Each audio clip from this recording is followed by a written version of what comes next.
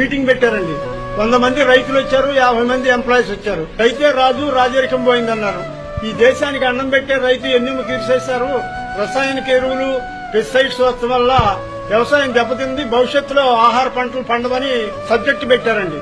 పెడితే అందరూ అయిపోయారు. అందరూ రైతే రాజు అన్నారు. దానికి పరిష్కారం ఏంటంటే ఎవరు రాలా. మేము వెళ్లి వ్యవసాయం 1 నెలలో మార్చగలుగుతామని అన్నాం.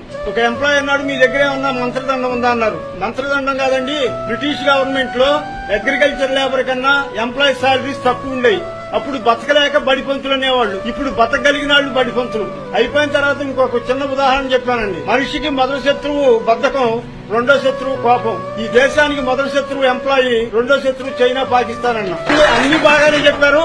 మాయమ్మడి పడ్డారంటే అని అడిగారు ఆ ఎంప్లాయీ. ఎలక్షన్లు వస్తే సమ్మె చేస్తారు, మీరు ఎగ్జామినేషన్స్ వస్తే సమ్మె చేస్తారు, బడ్జెట్ వస్తే సమ్మె చేస్తారు, అమెరికా నుంచి డబ్బులు వస్తే సమ్మె చేస్తారు. మీరుందు 100కి 2.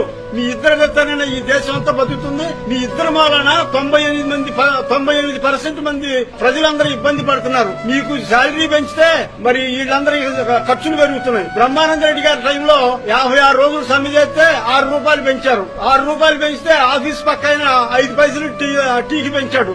రోజుకు 4 టీలు తాగుతాడు, 20 పైసలు. 30 రోజులకి 6 రూపాయలు సరిపోయి. మరి ఆయన భార్యకి, పిల్లలకి, మరి తల్లిదండ్రులకి, మరి టిఫిన్లకి వీటన్నిటికి ఎక్కడి నుంచి వస్తాయండి? పిఆర్సీ 43% పెంచితే 2 అంకెల్లో ఉన్నటువంటి ఆహార ధాన్యాలన్నీ 3 అంకెల్లోకి వెళ్ళిపోయి మళ్ళీ అయిపోయింది. మళ్ళీ మాకు డిఏ పెంచుతారా, టీఏ పెంచుతారా? ఎంత పెంచితే సరిపోతుంది?